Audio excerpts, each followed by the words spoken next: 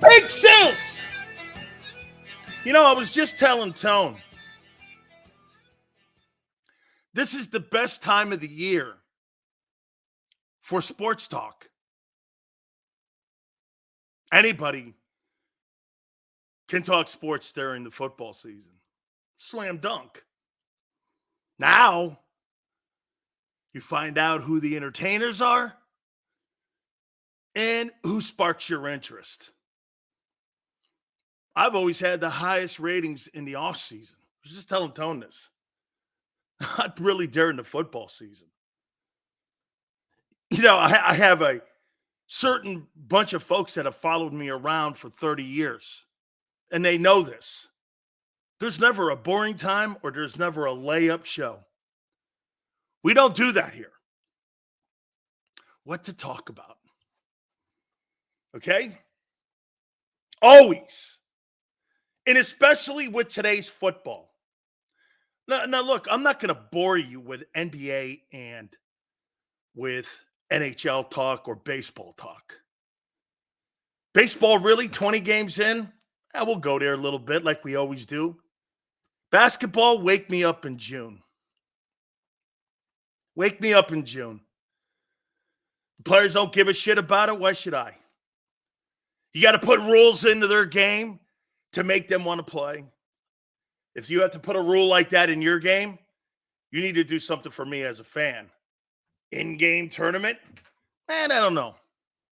Not quite selling it. You know what I'm saying?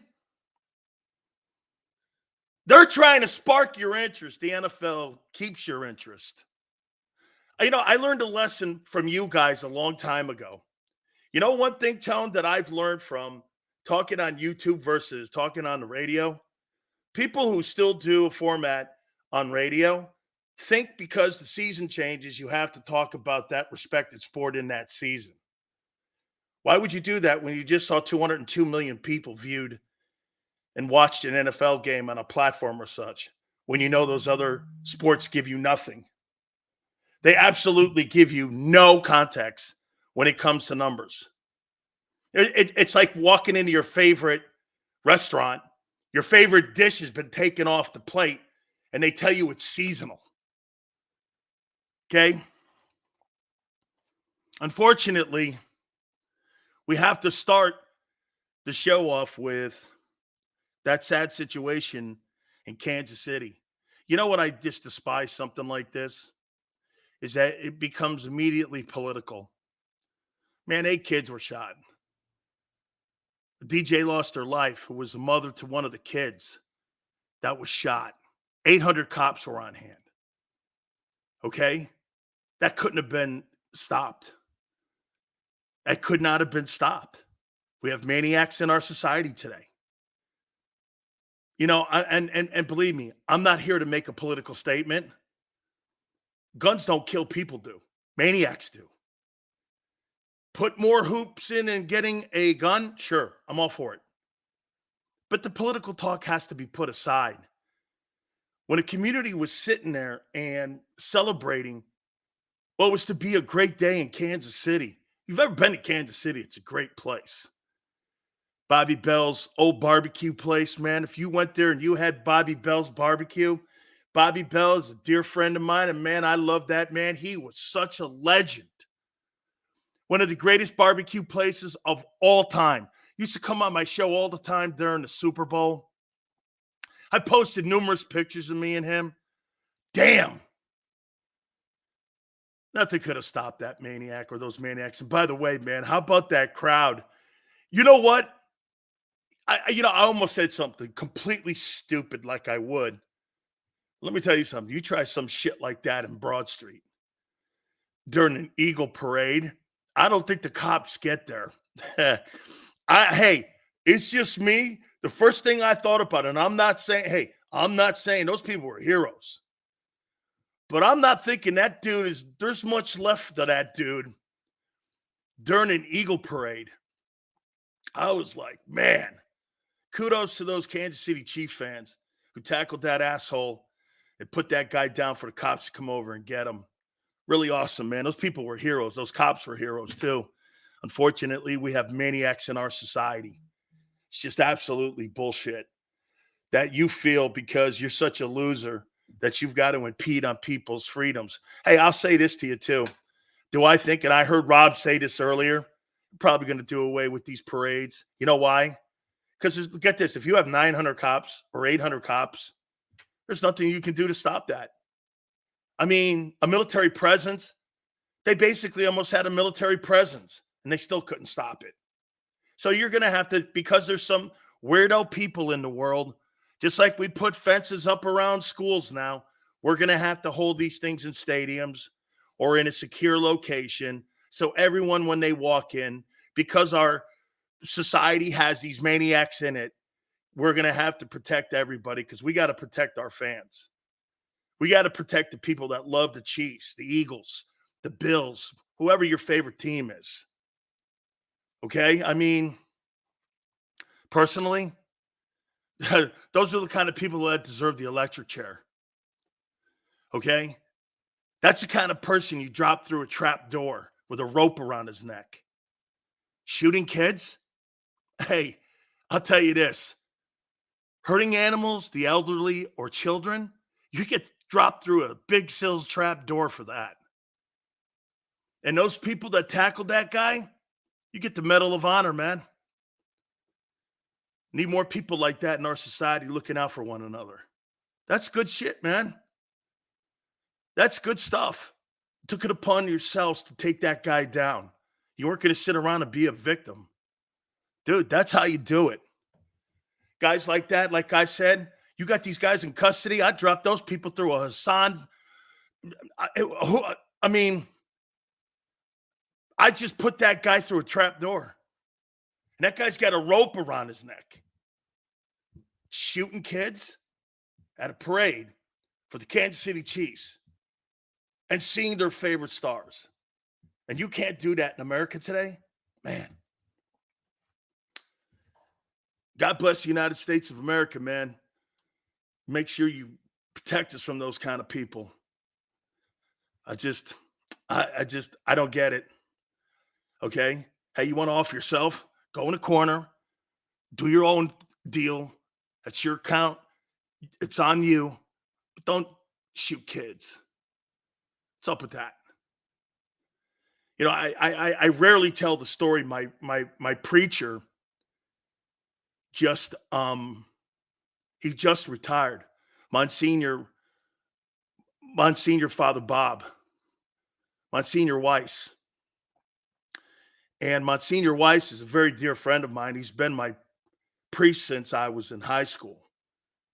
And Monsignor Weiss was the man who had to inform the families at Sandy Hook and in Newtown.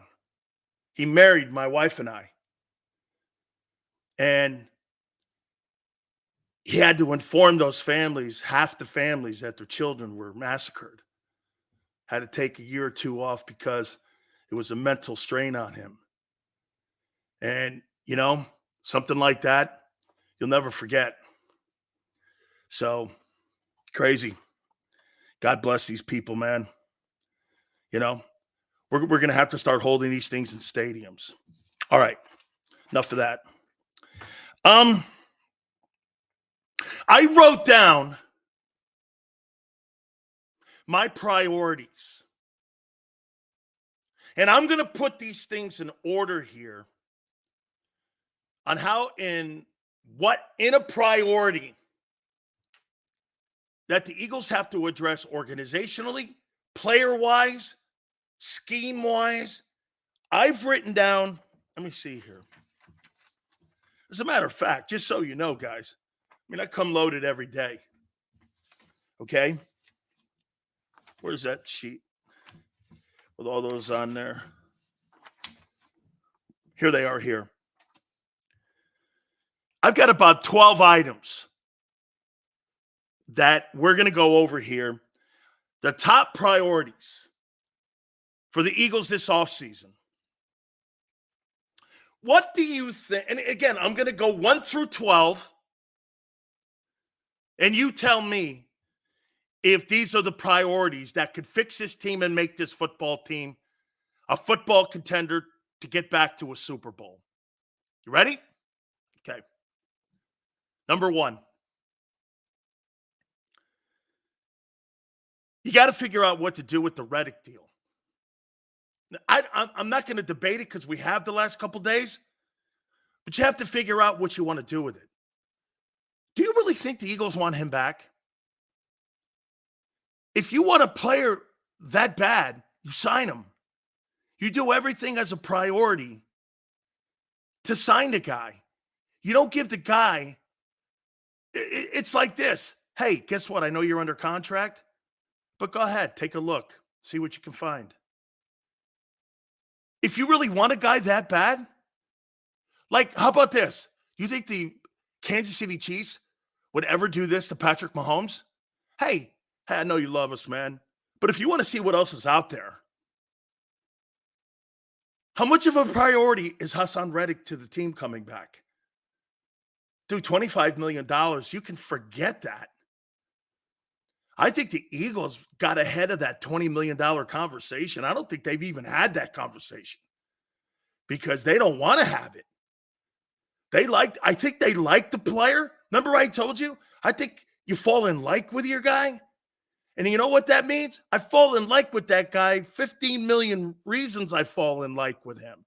Anything over that and not restructuring the deal, in my opinion, it's wasted resources. And I'm not sure I want you back. Do you think, really, that is a priority of the Eagles wanting him back, or do you think it's more about addressing the guy and what his deal is and what it would mean to the football team? You got to be aggressive, as we said yesterday here. You might have to make some tough cuts to get ahead. Hey, getting rid of and trading Hassan Reddick, a step back to take 2 steps forward in 3 years from now? I don't know. The Kansas City Chiefs are doing that right in front of your eyes, and they won a Super Bowl in the middle of a rebuild. Yes, 15 helps. But then you got to determine whether or not your guy's the guy. Anthony Gosil's Reddick is underpaid. Absolutely no way. He's a one-trick pony. I say that all the time. He's a liability. If that guy doesn't get sacks, he's a liability. End of story. Here's number 2. The top priorities for the Eagles this offseason. You got to restructure both those corner deals, or you're going to be in purgatory for 2 years. You've got underachieving players with overmaxed contracts. That has to be priority number 2. Reddick's deal and those corners deals. Has to be. Djax, Macklin, Lasan were sacrificed for our Super Bowl. Tough decisions can lead to great results. That's exactly right. That's where I'm going here. Okay? That's what I'm doing here. Priority number 2 has to be a restructure of both corners deals. You have to address the Reddick contract. Priority number 3. Hey, Senor, are you in here? What to do with DeAndre Swift? What do you do with Swift? These are the top Eagle priorities. Senor, you in here? Said something the other day. We got into a back and forth here. And he said this, Sills, was it you, Senor, that said that, hey, the Eagles will bring Swift back? And I said you were nuts, right? I think I told you that. I looked at the top 25 free agents that CBS Sports has put out, and DeAndre Swift's name is not on that list. Then I turned around and I looked at what PFF had DeAndre Swift in the running back classification, and he's 6th.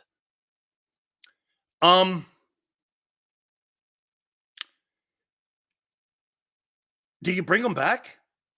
Is there a market for him? You think there's a market? You think he's going to get more than $4 million? Is that floating around the number you'd be comfortable with? You might be right, dude. The market may dictate, hey, the grass ain't greener on the other side, brother. Okay? I mean, Cali Green, right? If the price is $4 million enough to bring that back? Or do you want to get down to TJ Edwards category again and try to repeat finding a guy like that?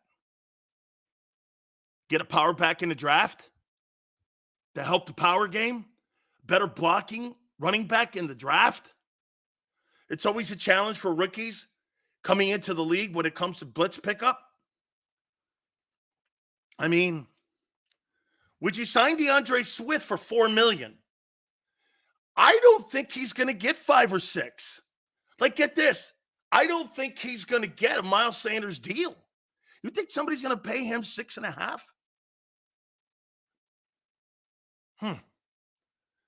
Again, you know what he's done? The same thing. You know what teams are going to look at?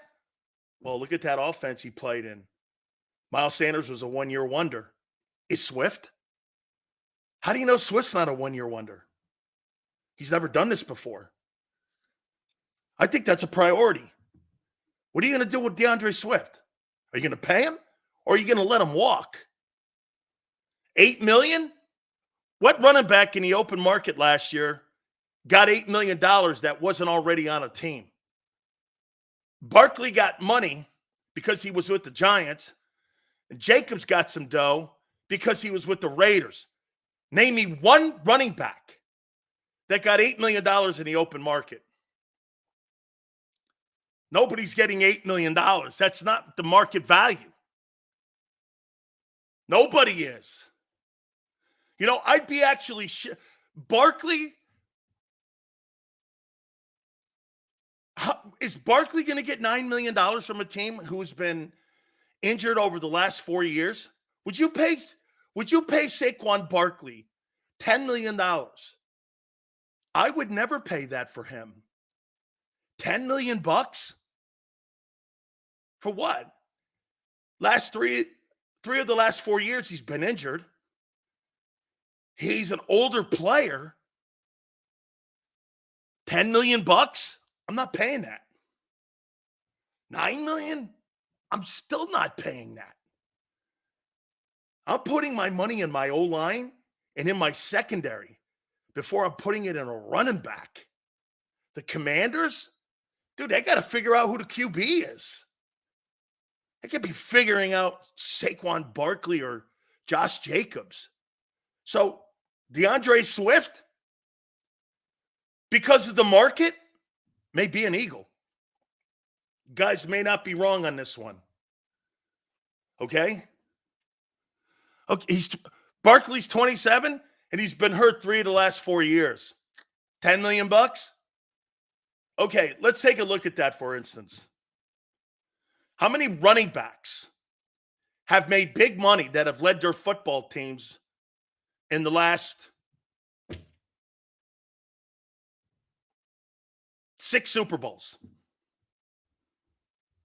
Who are the big backs that have led their teams to Super Bowls? Well, it ain't Pacheco. Who was the running back when they won the Super Bowl in Los Angeles? Akers? Was that the kid's name? Was it Akers? The guy with the Bucks? Leonard Fournette? I'm not sure he had 1,000 yards. Plus, they didn't pay him because he got cut from Jacksonville. Prior to that, Kansas City? I don't remember who the back was in Kansas City when they won the first Super Bowl. The big-time running backs are not a premium to build your – you don't build your team around a guy. You spend $10 million on a guy, and he's a running back, that means you're building your team around him. No team builds – what team in the NFL today builds their football team Even Tennessee got away from that. What team builds their team around a running back? Can you name me one? Jamal Anderson? Shit, that's back in the 90s. I mean, is there a team in the league that Christian McCaffrey? But he does so much. So Flexen says the Browns. You think the Browns build their football team around a $230 million guaranteed quarterback? They build their team around the running back. When they gave a quarterback $250 million in guaranteed cash, and you think they build their team around a running back? They may have the philosophy of a running game, but they build that team around the QB. Remember, follow the money, man. Don't be talking about a running back in Cleveland when you got a guy making $230 million in guaranteed cash. They trust Chubb more? Hey, that's your opinion. Facts are they pay that quarterback $230. Okay, they trust him more? Oh, hey, I love you more than him, but I'm going to pay him 7 times more than you. You'd slap a guy in the face for telling you that, wouldn't you? Hey, what do you like, coaches talk?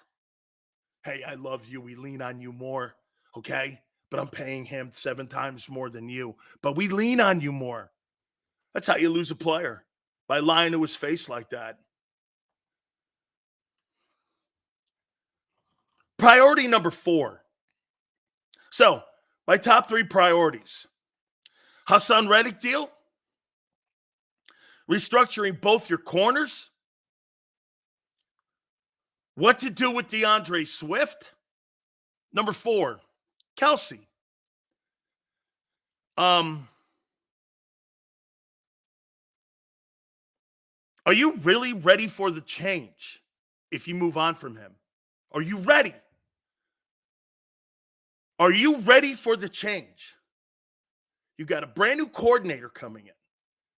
You struggled with interior blitzing. And you want to break in a new center and a new coordinator? And basically a new play caller? With a new center. Is that what you want to do? Are you sure you're ready for that? It's one thing if Jalen Hurts was the second runner-up to the MVP this year and he had the 22 year he had in 23. And you want to go there and he was great against the blitz. It's another thing to sit here and go, so you're going to change out the best center in the sport who understands blitz pickup, and you had the best center in the sport, and you still struggled, and you're going to put a lesser player in there. Really? That's your plan.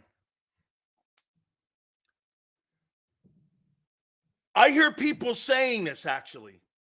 Hey, I want to take that money and allocate it somewhere else. Dude, the money that Jason Kelsey makes, you're looking at it wrong. The experience that Jason Kelsey brings, along with his ability, he's a $20 million a year guy. Jason Kelsey's undervalued. Let me say this to you. If he was 27 years old, he'd make $20 million. The only reason he's not making more is because he's older and he's at the end.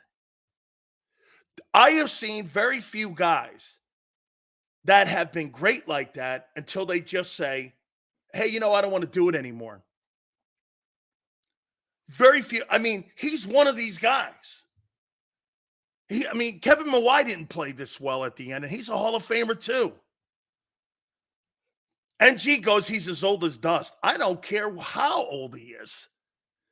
He's still the best guy in the sport. It's only a 1-year deal. This is not a multiple cap hit. So you want to really bring in a new guy. Get this. So you want to right now take the best center, the most knowledgeable center out of your offensive line. And by the way, Jason Kelsey out of your offensive line, and then Isaac Seumalo from a year ago out of your offensive line, and you have Landon and Mulata and Lane. Are you still a top 10 O-line? Probably. But you're weak as hell in the middle, especially on the right side. And right there with the quarterback. If I'm a coordinator, I'm blitzing, I'm blitzing right up the A gap. I'm going to bring perimeter pressure, and I'm going to bring A gap. I'm going to test Steen and Juergens out every game, and I'm going to wear them out. You think you're blocking the 49ers interior with Juergens and Steen versus Juergens and Kelsey and Landon? I think you're asking for an awful lot. You're asking for an awful lot. I'm telling you, putting Cam Juergens in the middle would be a poor decision as putting Nakobe Dean back in as Mike linebacker. You know the things he has to know, the blitz pickups, the sliding of the front, setting the blocking scheme, all of that. The tush push is gone. You want to take all that away from your offense? I don't get that. Me personally, I think it's an easy decision. That's right. Flexing, I think that'd be a horror show getting rid of him. $10 million? Shit, he's underpaid. Hey, get this. Jason Kelsey's underpaid. And you think $10 million's too much for him? He's underpaid. You got more value with him. Knowledge and skill. How many times can you match that up? Knowledge and skill. I'm not getting rid of that. I'm just not. I'm not. How about this? I'm not ready to move off that.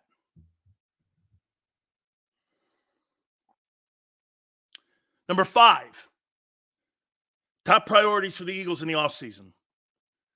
What to do with Fletcher Cox. Fletch, love you. I think you could make $15 million in the open market. That's too rich for us. If you want to take a look around in the free agent market, know this, you got a home here at a reasonable and negotiable price. I'm not pushing you out. We'd love to have you, but that's a little too rich for us. Okay? It's a little too rich for us. No, I'm not saying see you. But if it's $10 million, I'm saying good luck to you. I don't really want to get the player out of the building. But things have to be negotiated here. You know, I need the money.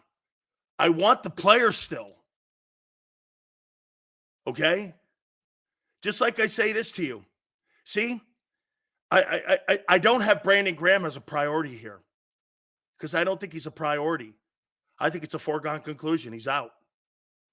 And here's this. His roster spot, you want to give him $50 million for a ceremonial parade to go around all the NFL? Sure, okay. I would really not have a problem with that. But at the end of the day, I want his roster seat. He's just not good enough. And get this. No disrespect. We'll give you the greatest press conference, greatest conversation you've ever had in your life. You're an Eagle for life. We love you very much. Thank you for your service, sir. You'll get your jacket in a couple of years. You'll be a priority here forever. But it's not happening. Be honest with the player. Hey, why don't you do me a favor? Okay? Why don't you just do me a favor?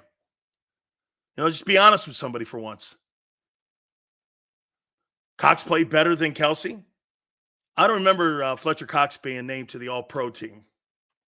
I must have missed that one. And I don't think Fletcher played better than Jason Kelsey. I think he had a really good year on a really shitty defense. And Barb, when you play the way you play at the end of the year as a unit, you all suck.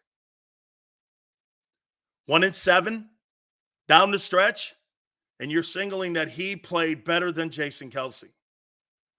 I don't know how you tie that in when they were dominated against the run almost by every single team in the second half of the season. Not true. They were run on, they were passed on, and they were scored on. So he was the best of the worst.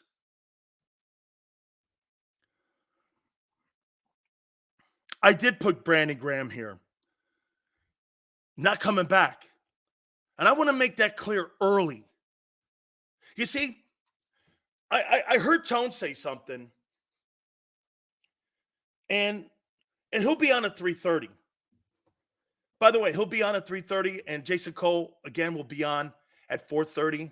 We'll talk Super Bowl with him and why Eric Allen didn't make the Hall of Fame. If I had a choice, bringing Kelsey or Cox and BG, there's no debated conversation, right? Get this. I heard Tone say something. Championship teams are built in the offseason, not during the season. Your championship team is being negotiated by all parts now. What you do now will determine whether or not you're a contender or not in the fall. So you don't have a lot of time. And you have to make quick decisions here.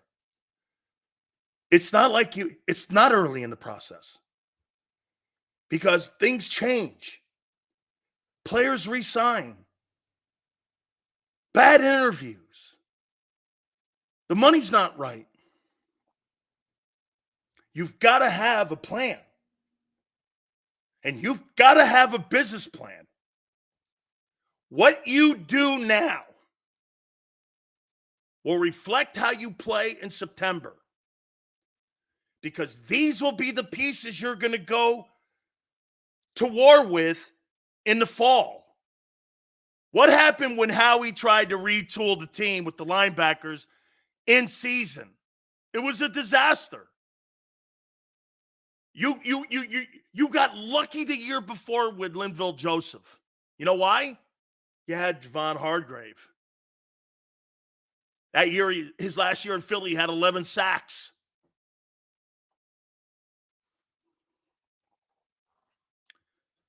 Brandon Graham. Son, you're out.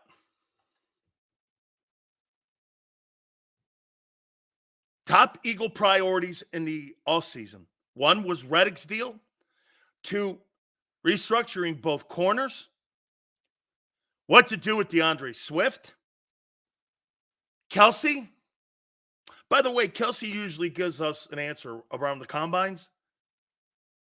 So when they go into the combines, they kind of know what they're doing. So we'll probably hear that decision. So that will give me a little bit more time. So he's probably going to give that decision. But I got to be prepared, whatever it is. Don't get caught with your pants down here.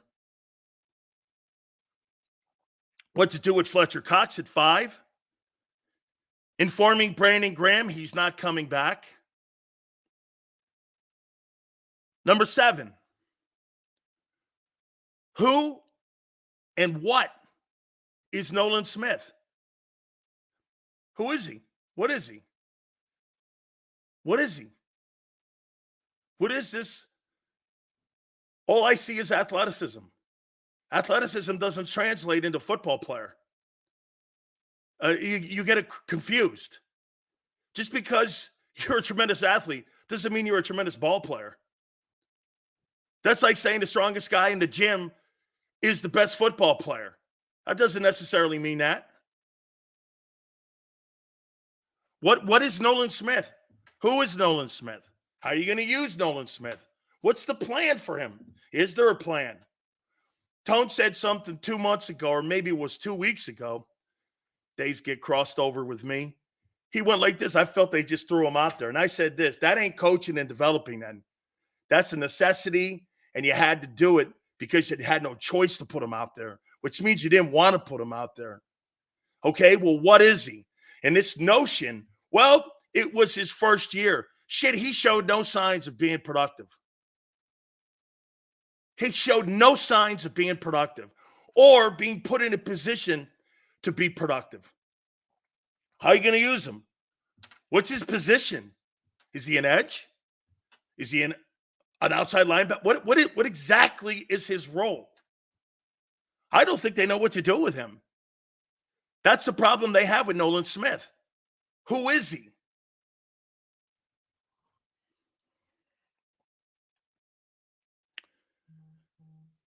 Number 8, free agent safety, free agent corner, or free agent linebacker. What are you going to use in free agency? You can't address them all because you don't have money. Are you going to go safety? Well, that's money that I don't want to spend, because if I have to get a quality safety, I'm going to have to spend money. So I'm probably going to go in the draft there. A corner? That's going to cost me some big money, especially if we're talking about the guy in Denver or the guy in Chicago. Those guys are all young, very expensive. Probably draft. So that leaves linebacker. Are you going to go get a Willie Gay Jr. from Kansas City and offer him a contract at $7 million? I think that's your target. Me, if you're going to change your game a little, you might want to go into free agency and spend some money when it comes to the linebacker position. I'm not talking about a king's ransom here. I personally don't think $7 million is a lot for a lockdown middle linebacker who could just help your defense overnight. I'll tell you this, Surtain can help your defense overnight in a second and turn it into a top 15 unit. Gay Jr. could probably solidify your run defense, and you guys could really stop the wall from water leaking. This guy could stop the leaking if you hired somebody like that. Patrick Queen, you're not. Okay? Patrick Queen is out of your price range. You got to worry about the money. You don't have, again, if you're able to restructure and trade Reddick, you could probably clear up $30 million. On top of the 20 you have, that's 50. 18 of that money, remember, goes to the draft, and the rest you can go to battle with in free agency. That's why the top priorities are the corners and Reddick's deal. That's where you're going to get your latitude in spending your cap.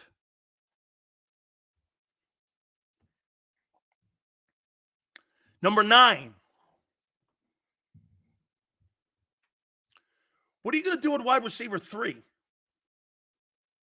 What's your game plan there in the offseason? What's your game plan? All these really good football teams that we watched in the postseason, the kid Jennings in San Francisco is a non-factor. And he was the best player when it came to the wide receivers the Niners had. And they were trying to find other ways, getting other people open. And that kid Jennings had a great game.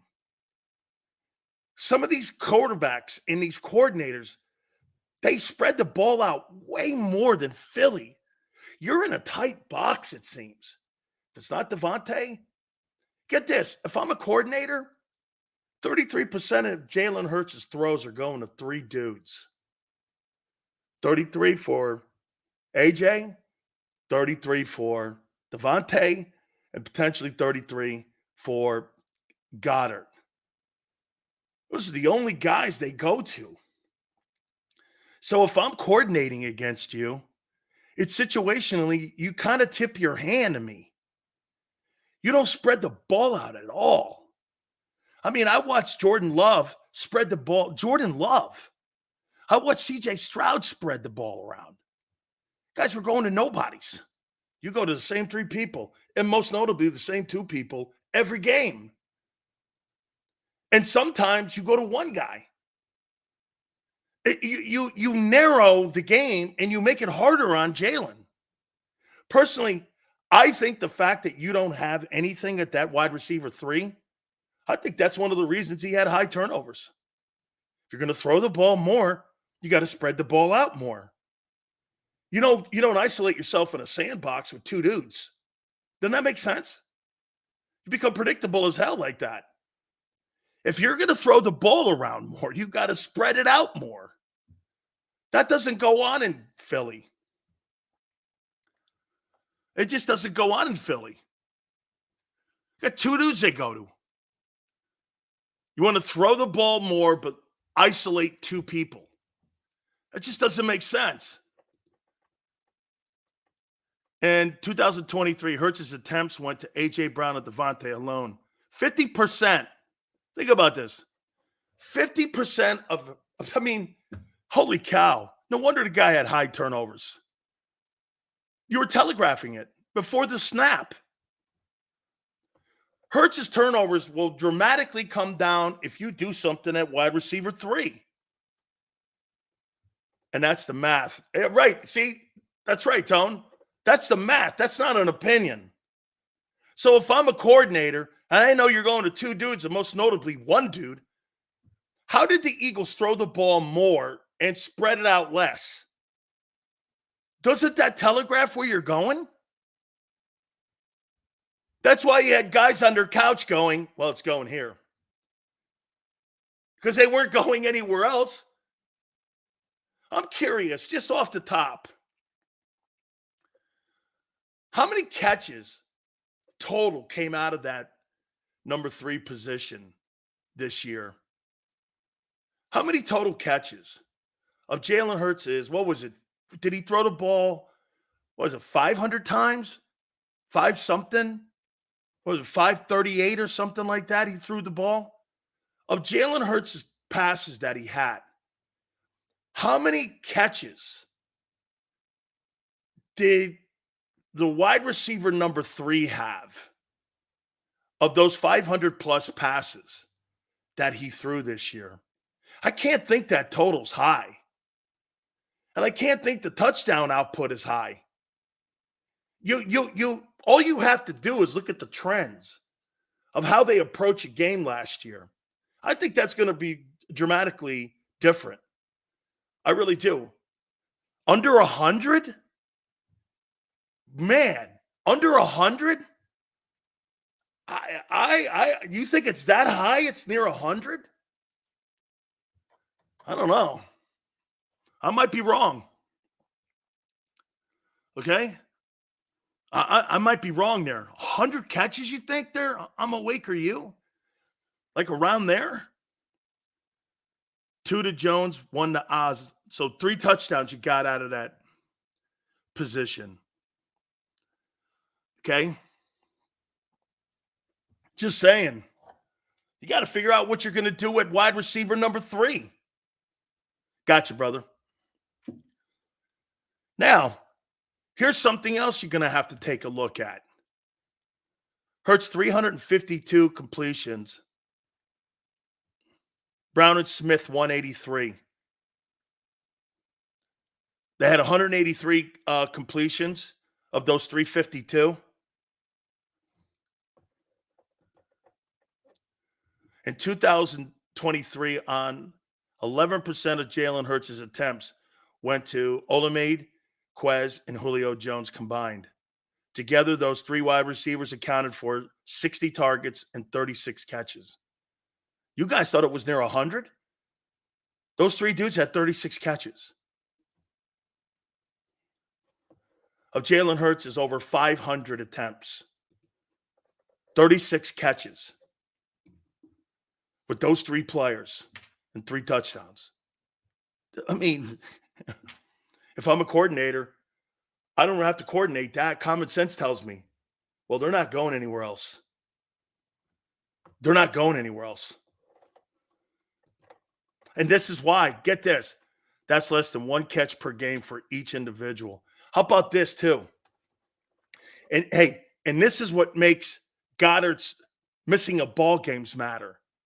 When Goddard misses ball games, you're at a bigger deficit because you're not getting anything out of WR3 and you're getting nothing out of the tight end position. So in theory, when Goddard's injured and he's not out there, you're playing with 9 guys. Yeah, hey, Anthony, you could say bad play calling all you want. You're playing with 9 dudes. You get nothing out of the tight end position in the passing game. You really get kind of maybe something a little out of the run game. Well, it didn't help in the second half of the season because Goddard was banged up again. I mean, Walker brings a great point up. Says you got to remember who the play caller is. Well, where's Jalen Hurts saying, I'm not calling that play? Shit, Patrick Mahomes, Andy Reid gives him total autonomy in the middle of a ball game to change plays. He goes off script. Shouldn't Jalen be given that autonomy too? Hey, if he's your guy, shouldn't he be given that autonomy? Or are you still holding him in a box? Sure seems it. You isolate him from the players, or the media. You're telling him where to throw the ball. He throws to 2 people. When Goddard's injured, it's even more of a problem. Dude, Jalen Hurts' interceptions became a problem because teams knew exactly what you were doing. And it was to a point where, get this, it wasn't an opinion anymore. It became a fact because they were looking at the trends. 2 dudes got all the balls. Your number 3 wide receiver had 36 catches with 3 dudes and 3 touchdowns. Man, I see Patrick Mahomes sometimes, or even Jordan Love. These guys go to 10 different guys. Just makes them, you've got to figure that out. Here's something else, number 10. Top Eagle priorities. Number 1 is the Reddick deal. 2, restructuring the contracts. 3, what to do with Swift. Kelsey, convincing him to come back. 5, telling Fletcher he can test the open market. 6, informing Brandon Graham he's not going to be back with the Eagles in 2024. 7, who is Nolan Smith? What are you doing with him?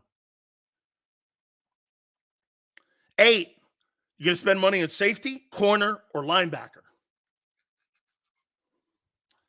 If you notice, those are all positions you blow at when it comes to drafting. Better hit on it. Number 9, what do you do with wide receiver 3, as we just talked about? Okay. Number 10, what's the identity going to be of the offense? You're going to formulate that in OTAs and in minicamp. Okay? You got to figure out who you are. You didn't all year. There was no identity on that football team offensively. In 22, Brown and Smith accounted for 61% of the Hurts targets. The main difference between 22 and 23 is the league caught up with what the Eagles were doing, and they did nothing to adjust. And also, you had 25 touchdowns and over 2,000 rushing yards between Miles Sanders and Jalen Hurts. That also offset that because it's made you dual threat. Those guys got all the targets, and Jalen Hurts and Miles Sanders carried the mail when it came to the running of the football and red zone. You had 24 touchdowns between Sanders and Hurts in 22 and over 2,000 rushing yards. This year, you were 500 yards shy, and Jalen Hurts had to carry the majority of the weight when it came to rushing touchdowns because DeAndre Swift brought you nothing when it came to red zone touchdowns. Okay? I mean, last year, you were more of a dynamic power team, and you scored in the running game, and you were balanced in the running game. This year, you were not balanced in the running game because they took Hurts out of the running game to some extent.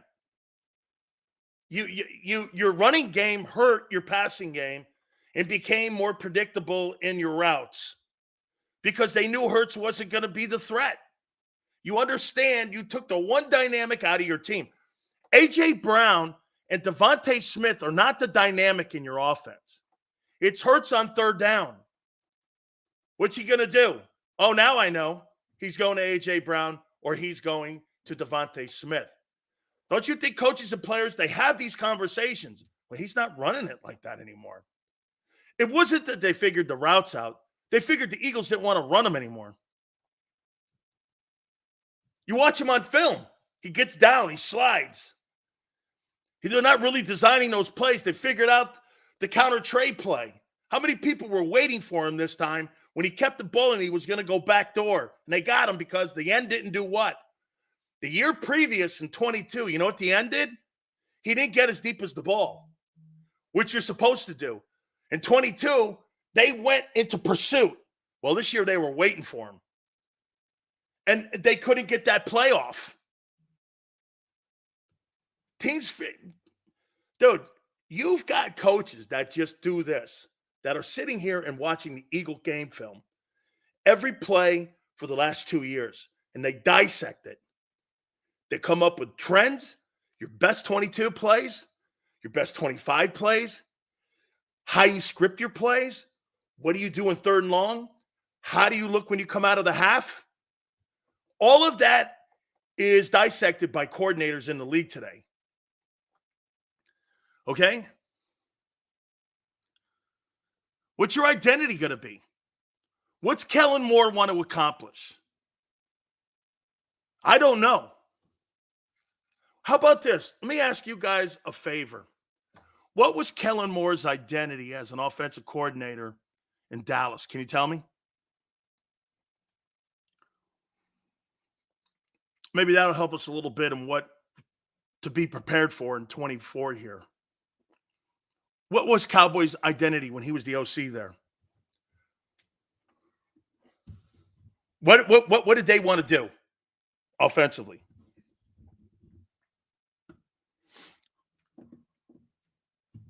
Throw the ball 50 times? If Jalen Hurts gets into a position where he's throwing the ball 50 times, he'll look like Lamar Jackson going home in a playoff game. I want Jalen Hurts to throw the ball 50 times if I'm a coordinator because he's not beating me. Shit, man. That's for any quarterback except for 15. Okay? Except for 15. Josh Allen throws the ball 50 times. He's getting beat too. He's getting beat because there's no balance. So tell me, what's his identity? Can you tell me what his identity is? What's he want to accomplish? Play action, move the pocket, throw on the run is what Dak was doing. I actually like that. If you want to get him into a position where you want to have him look like a young Aaron Rodgers, and you know why? Why is that important? And why is that a good take by Kyrie? Why is that a good take? Kyrie, play action, move the pocket, throw on the run. That's what Dak was doing. Why is that a great way to teach Jalen Hurts? I like that. Kyrie, you know why? You roll Jalen Hurts right, move him on the hash, got the hash in the sidelines. He gets a chance to learn how to read defenses with half the field instead of the whole field. He struggles throwing across the middle of the field, move the field. That's a great take, Kyrie. If Jalen has issues, or how about this? The Eagles feel he has issues in throwing to the center of the field, move the field. You know, I heard Pete Rose say something years ago when it came to batters that struggle at the plate. He said, don't change your stance. The stance and your batting swing is what got you to the big leagues. Move in the box, move up, move back. If you're struggling with changeups, move up. You're struggling with the curve, move back. You're struggling with the inside fastball, move back. Don't change your swing. It's like the Eagles want Jalen to change his swing. Son, I don't want you to change your swing. Move the game for him. I actually like that, Kyrie. I do. Half the field, he can develop and win. And win.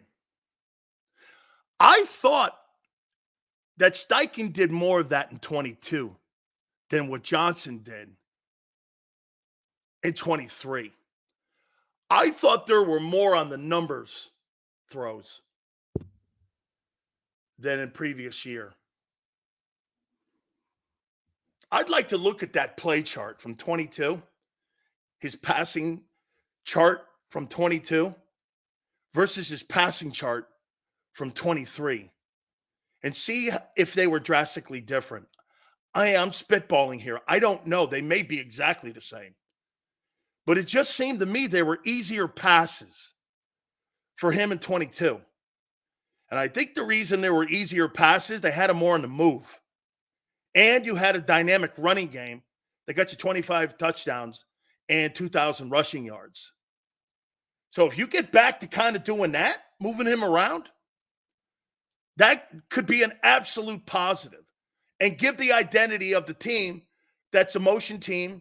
And get this, if you don't want to do motion with your receivers, you move your quarterback around. It's actually brilliant. Okay? It is. It's actually brilliant if you think about it. It's a great way to develop. And they got to find an identity. And you find your identity in the offseason, not during the year. Remember how you guys kept doing this? When are we going to find out? Who's this guy? What's he? Well, when are they going to play their best ball? When are they going to play their best ball? They never did because they didn't know who they were. They just didn't know, and Jalen didn't know what he was. I think that's even more of the issue why you guys never played your best game. You know why? Jalen Hurts never put an identity down on what he was trying to do because the coordinators, the players, nobody knew what they were doing. And after a while, everyone else, get this, the opponents knew more what you were doing. They knew more with what you were doing than what you thought you were trying to accomplish. They were constantly outthinking you, and you had no idea what you were doing. It really got to be chaotic at the end of the year, and that's why you saw this enormous cliff dive. I don't think, Barb, that Jalen's a strange character. Hey, an introvert, he may be, but that doesn't make him. Hey, Joe Montana, you want to know who an introvert is? Watch Montana back in the day. Montana didn't do many interviews. Joe wasn't great behind the mic. Did you ever think that Joe Montana, why didn't that guy ever get a TV job? He did win 4 Super Bowls. You rarely hear from the guy. Why? Because he's not really good behind a mic. I'm not saying he's not articulate. He's just not good behind the mic. Okay? Here's something else. Number 11. Top Eagle priorities. Are you going to practice harder? Are you going to change and practice harder? Or are you going to bail once again on OTAs, break minicamp, and then break training camp? Are you going to have hard practices? Are you going to take them more serious? Goes into this one. Are you going to take pregame and preseason games more serious? Don't you think this group here, look, if I had the 2022 group, I might not take the preseason that serious because of all the veteran guys I have. With all the holes I have, new coordinator on both sides of the ball, don't you think you need the quality work and the quality reps to see what you got? Do you really want to line up in Brazil on September 6th, not knowing what you have? Doesn't it make more sense to get into it early? And if it doesn't count, Isn't that when you want to at least find out, hey, at least it doesn't count if we get killed? We understand maybe we can make adjustments now instead of waiting until week 4 or 13 to change a coordinator out. I mean, I don't know, man. I think you got to practice harder. I think you got to take these these preseason games a little more serious.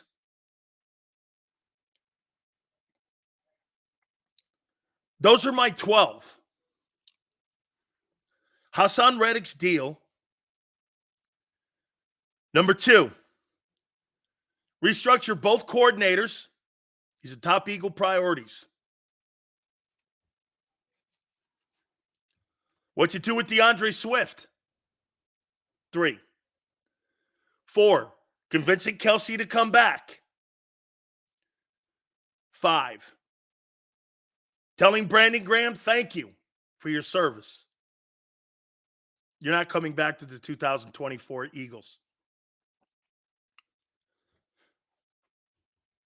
Number 7, who's Nolan Smith? Number 8, free agent, safety, corner, LB. If you're going to spend your money, I'd spend it on the linebacker. And again, those are 3 positions you're not very good at drafting yet. Number 9, wide receiver 3 is one of the reasons that Jalen Hurts was high in turnovers. All your targets went to 2 dudes. Became so predictable. It was one of the main reasons that your football team imploded at the end of the year. Number 10, getting an identity. Number 11, practice harder, guys. And number 12, I think you got to take the preseason a little more serious. Also, got another topic coming up here in a second. But those are the priorities that they have to come. Hey, by the way, those are things you have to address before you get into free agency. Before you get into the draft, you've got to decide what your game plan is. You think the Eagles have a game plan right now? What is that? What do you think their game plan is? Status quo? A slight course direction? Or do you get this? You know what's funny? Angelo thinks 17 was a fluke championship. You know why I'm not going to say it is? Because you got there last year. Okay? You've been to 2 Super Bowls in like 6 years. I don't know. You know? So if you hadn't gone back in 22, I would have said, he's probably right. But you did get back to a Super Bowl and you were 3 points from winning it in 22. So I don't know. They do things. They do a lot of good things. They do a lot of good things, man. But they do things that cost them the finish line. Bad coaching. Very seldom did they have. I mean, hey, man, Nick Foles beating Brady. Okay, come on. That's a fluke.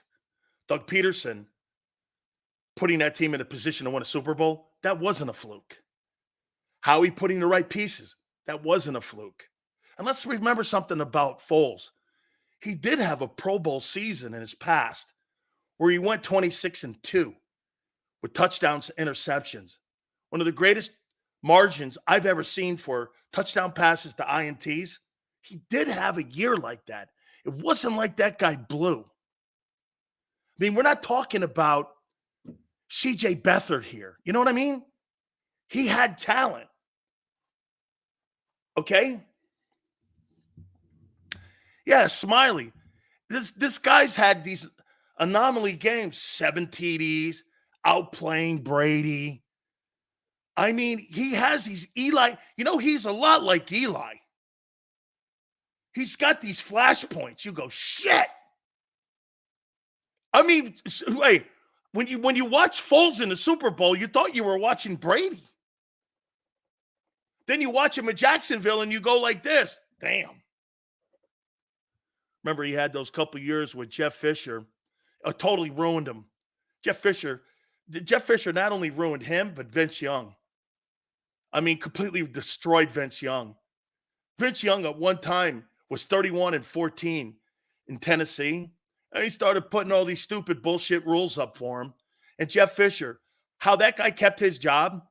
Look at his last 10 years as a head coach in Tennessee and Los Angeles. Take a look at his last 10 years. I think he had one winning season in 10 years. And everyone kept telling you, well, he's a good coach. I'm like, that guy's not a good coach. He's a quarterback destroyer. I mean, that guy, I think he had a bunch of guys in St. Louis that were quarterbacks. You know, I don't think it was Cousins, but I think it was Case Keenum. And he also had Foles in St. Louis. I forget who was on that team with him. That guy couldn't pick a quarterback to save his life, man. Look what he did to Jared Goff. He had Bradford too, right? Yeah, he did. Look what he did to Jared Goff. Shit, if Jeff Fisher had remained the head coach of the Rams in Los Angeles, Jared Goff doesn't go to 2 NFC championship games and a Super Bowl. I mean, he doesn't. All right. We're going to take a timeout. Don't forget, my friend Tone's going to join us. We're going to go over this list with him. And we'll get more from you. I got another topic that I'm going to throw off of you guys. I love this time of the year because we get to go over all the things that we need to address. And also, too, the NFL is just endless when it comes to content. Please hit the like button. Keep it here, National Football Show.